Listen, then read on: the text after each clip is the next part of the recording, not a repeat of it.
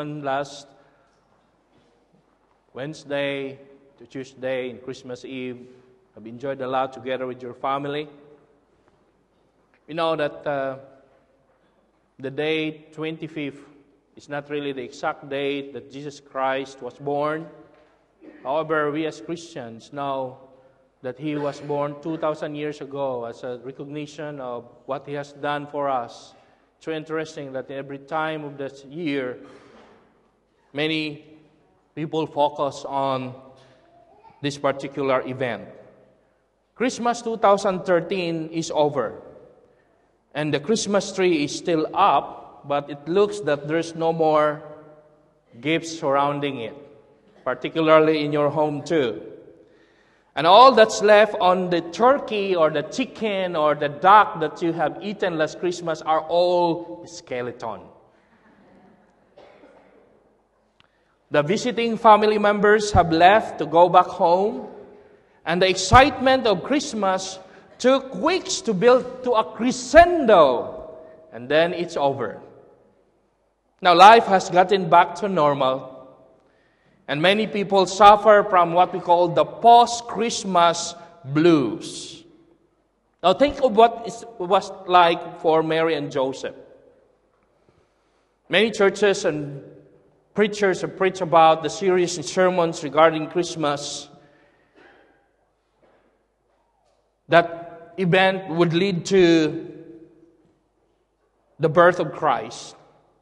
But we seldom hear a sermon about what happened to them after Christmas. Some people don't consider Joseph to be a very important character in the Christmas story. And the Bible doesn't record anything that Joseph ever said. He is usually ignored. The emphasis is always on Jesus, on Mary, shepherds, the wise men, but sometimes Santa Claus. This afternoon, Joseph is the central character. Their life was going to be turned upside down. It's topsy-turvy. Nothing would ever be the same again. The Gospel of Luke simply sums up the next 12 years in 2 verses. That is in Luke chapter 2, verse 39 and 40. But Matthew gives us more of a detailed description. If you have your Bibles with you, turn to Matthew chapter 2, verse 13, which says, "And when they were departed, behold, the angel of the Lord appeareth to Joseph in a dream, saying, Arise, and take the young child and his mother, and flee into Egypt. And be thou there until I bring thee word, for Herod will seek the young child to destroy him." The wise men visited Mary and Joseph and presented them their 3 gifts. When they leave, they go to bed, and Joseph had a dream. Now, this isn't the first dream that Joseph has. While an angel appeared to Mary and told her of her forthcoming pregnancy, God always spoke to Joseph in a dream. You'll find that in Matthew 1:20, in chapter 2, verse 19 and verse 22. Now, Joseph was probably a lot older than Mary. Anyway, the angel told Joseph in a dream to flee to Egypt because Herod is going to try to kill Jesus. And there are several things I want us to see here. First is Joseph's obedience. In verse 14 says, "When he arose, he took the young child and his mother by night and departed into Egypt." Now, Joseph didn't waste any time. He didn't wait until morning. He got them packed that night and headed out to Egypt. Think about what this meant for Joseph. He and Mary had traveled from Nazareth to Bethlehem, expecting to stay only for a few days and then return. They hadn't planned on moving. Their family was back in Nazareth. They hadn't even said goodbye. They didn't bring any wagon or load of furniture, valuables, and furnishings. Because as a newly wed couple, there's only a few things that they could bring or they have bought. But Joseph probably had a carpenter's shop back in Nazareth. Now, what would happen to that? In the middle of the night, God said, "Move, Joseph." Joseph didn't argue with God. He didn't ask God for plan B. He didn't wait to try to figure it all out. He just obeyed. I think that's why God chose Joseph to be the stepfather of Jesus, because God knew his heart. That Joseph was sensitive to God's will. Second is God's provision in verse 11. And when they were come into the house, they saw the young child with Mary his mother, and fell down and worshipped him. And when they had opened their treasures, they presented unto him gifts, gold and frankincense and myrrh. When God calls, he provides. Amen? God wouldn't have told Mary and Joseph to go to Egypt and then say, "You're on your own, good luck." They would need enough money to live off of while down in Egypt. And God provided it for them through the wise man. And you will notice in verse 13b and verse 16, the anger of Herod. Matthew 2:13, it says, "Arise and take the young child and his mother and flee into Egypt, and be thou there until I bring thee word, for Herod will seek the young child to destroy him." In verse 16, then Herod, when he saw that he was mocked of the wise men, was exceeding wroth. It means they were very angry. And sent forth and killed all the children that were in Bethlehem, and in all the coast thereof, from 2 years old under, according to the time which he had diligently inquired of the wise men. Now talk about post-Christmas blues. This isn't usually included in plays about the Christmas story. We leave the part out. Mary and Joseph and the baby Jesus running for their lives, fleeing the country. Dead babies left behind. It's not part for our holiday picture, isn't it? Now let's take a closer look at Herod. He was a mean, vicious person. History has a lot to say about him.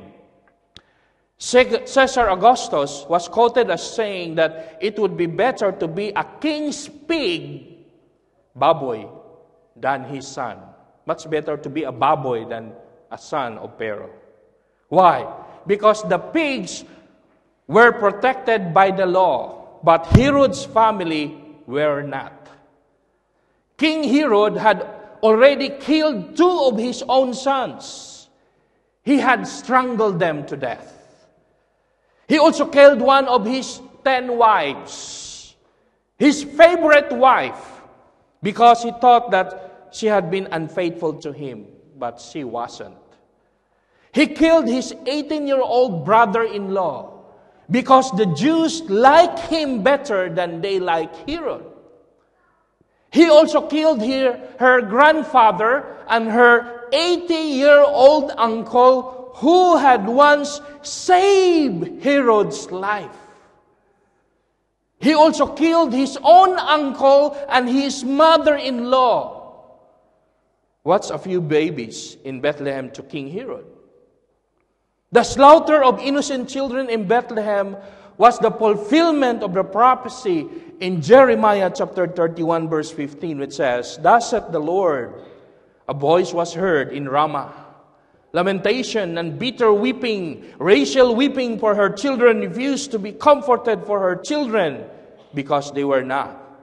See, Jeremiah is in the Old Testament, wrote these things, and thousands of years after, in the book of Matthew in the New Testament, chapter 2, verse 17 and 18, was fulfilled. You see the inspiration of the Word of God. In verse 17 it says, Then was fulfilled that which was spoken by Jeremy the prophet, saying, In Ramah was there a voice heard, lamentation and weeping, and great mourning, Rachel weeping for her children, and would not be comforted, because they are not. What does this have to do with Rachel and Ramah? Rachel, the wife of Jacob, was buried in Bethlehem. Where is Ramah? Bethlehem was about 5 miles south of Jerusalem. Ramah was about 5 miles north of Jerusalem. Herod took a pencil on his map and drew a circle around Jerusalem, probably 10 miles north and south, and said, Kill every boy under 2 years old. Because he was thinking that Christ will be in that perimeter of that 10 miles radius. However, God has a plan. In verse 15 of Matthew chapter 2, And there was there until the death of Herod, that it might be fulfilled which was spoken of the Lord by the prophet, saying, Out of Egypt have I called my son. And it's a fulfillment of Hosea in the Old Testament, chapter 11, verse 1. It says, When Israel was a child, then I loved him and called my son out of Egypt. It has been God's plan all along for Jesus to come out of Egypt, just like his children did 1,500 years before under Moses. Mary and Joseph wouldn't be alone in Egypt. By this By this time, Egypt was also under the Roman rule. But Herod didn't have any power there. There was already multiplied thousands of Jews who had filed or who had fled there to find safety from wicked King Herod. There were Jewish settlements there with synagogues and temples. And the land that has once enslaved the Jews during the time of Moses, now God used it now to protect the Jews. That's the providence of God. Chapter 2, verse 19, King Herod finally dies. Not long after Mary and Joseph goes to Egypt.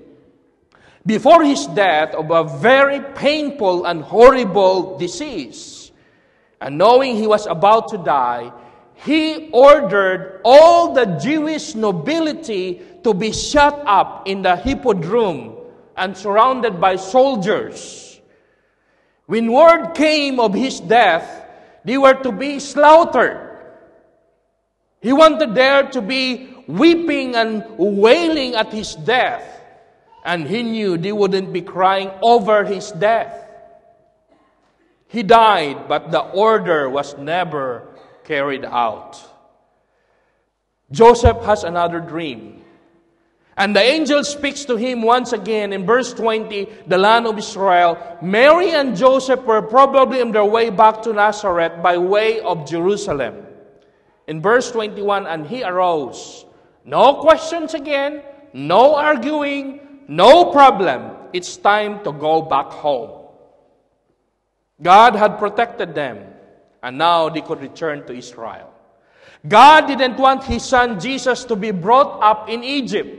God had delivered them from Egypt 1,500 years before, and he didn't want his son raised in that heathen environment.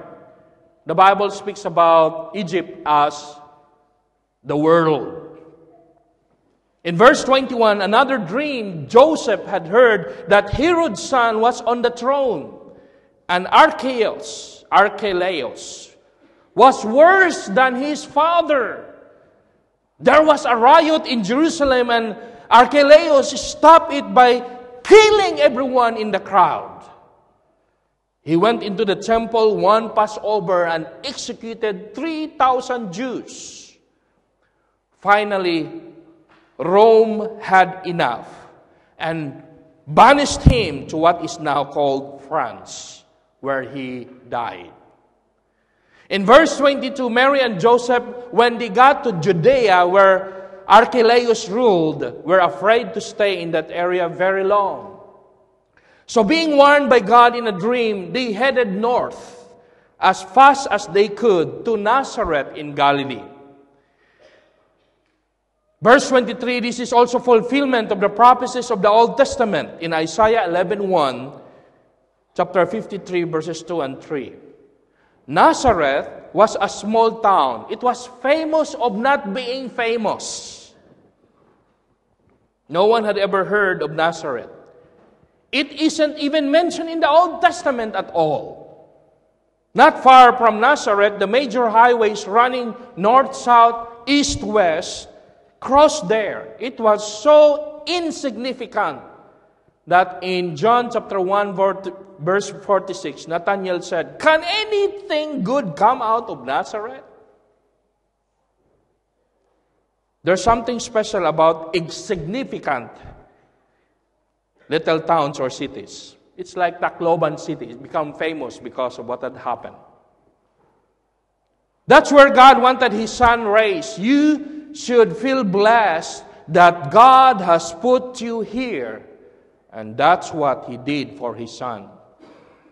God wanted His Son to be raised in a place outside of politics, outside of prosperity, outside of notoriety. He wanted His Son to be raised in a simple village without fame or prestige. There were a lot of Gentiles in that area, and God wanted Jesus to be raised in that environment.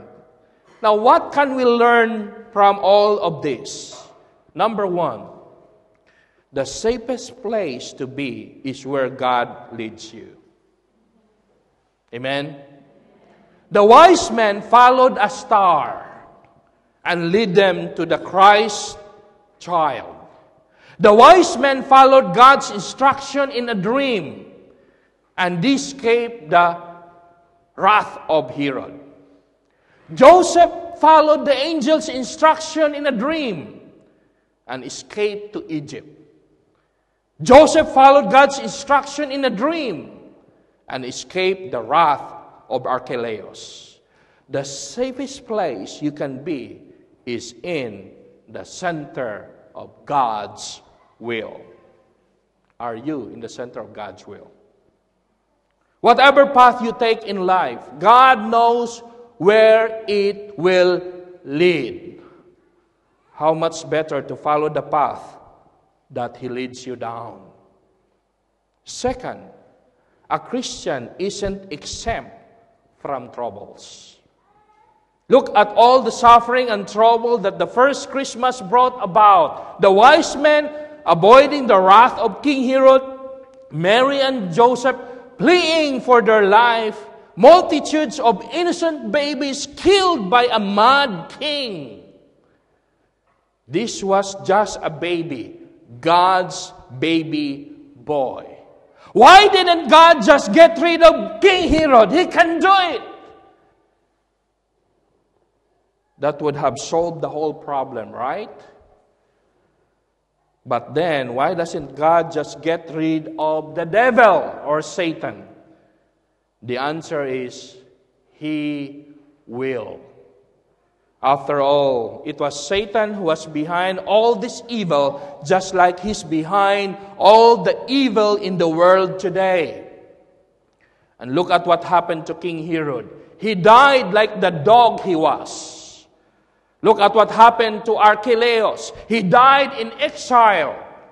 God will win out in the end. In the meantime, He always gives us the strength to win every battle when we follow the path He sets before us. So you must be always in the center of God's will, because He will do the battle for you. The battle is not ours, it's the Lord's. Number 3, God is in charge. You can always feel safe when you are living in God's will.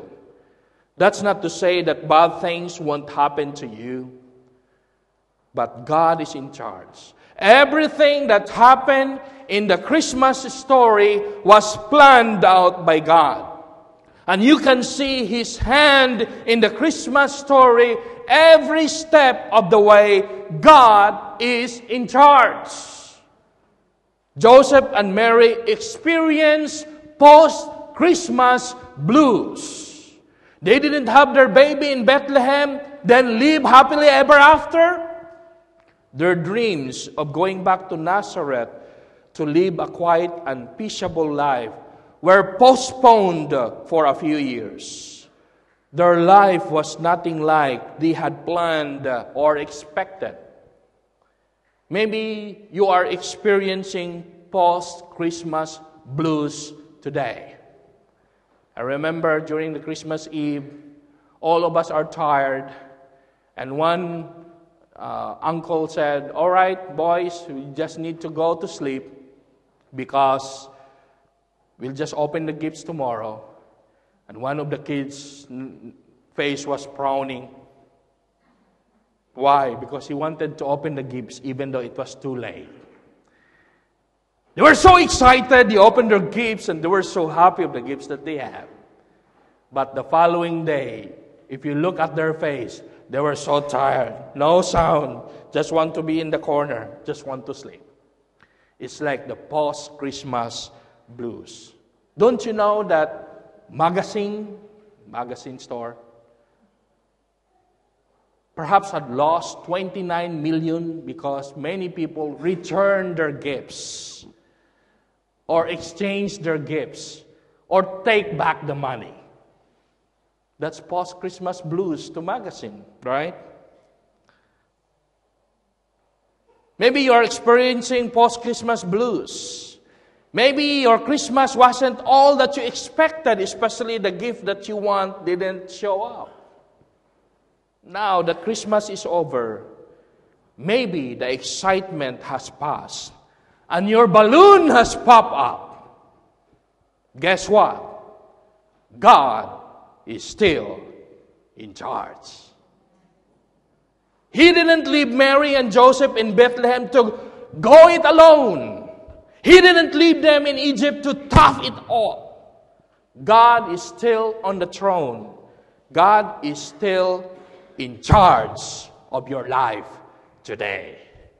Shall we pray? Father, we thank you for your word that give us the knowledge that when we experience those excitement as Christmas is fast approaching, eventually when Christmas would pass, sometimes we experience those post-Christmas blues like Mary and Joseph had experienced. But we look at it, oh God, as your providence because you are in control of everything. If there is anything that happens to our lives, we know that there's a purpose behind it. Maybe it's the wrong choices that we have made, or maybe it's your providence that it happens. But whatever it is, oh Lord, we entrust everything to you. We want to obey you as Joseph rightfully obeyed without any explanation, without any discussion. He just obeyed. Lord, when you tell us something from your word, help us not to discuss about it. Help us to obey right away. Because we know that in the end, it's the best for us. Because you are the one who guides, who intervenes in the affairs of the life of man and even in nations. Lord, we thank you that the enemy is a defeated one. We always claim victory in the name of Christ. Because one day, he will be thrown to the bottomless pit. And eventually, in the final culmination of this age, he will be placed in the lake of fire forever and ever. And I pray, oh God, that those people who haven't heard the gospel, who haven't received Christ yet as their Savior, they will make it today, not tomorrow.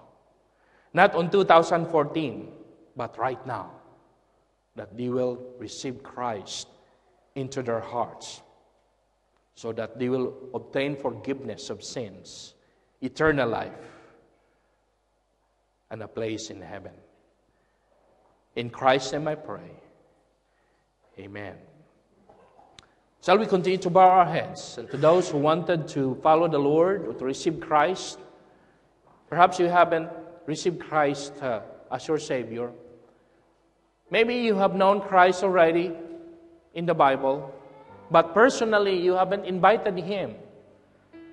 My challenge for you today is open your heart and invite Christ into your life, because He promised that your sins will be forgiven and you have a place in heaven. Will you do that? If that is your desire today, before you leave this room, why not do it? Let's bow our heads, and if you want to receive Christ, I will guide you in this simple prayer of faith. Father, I need Jesus.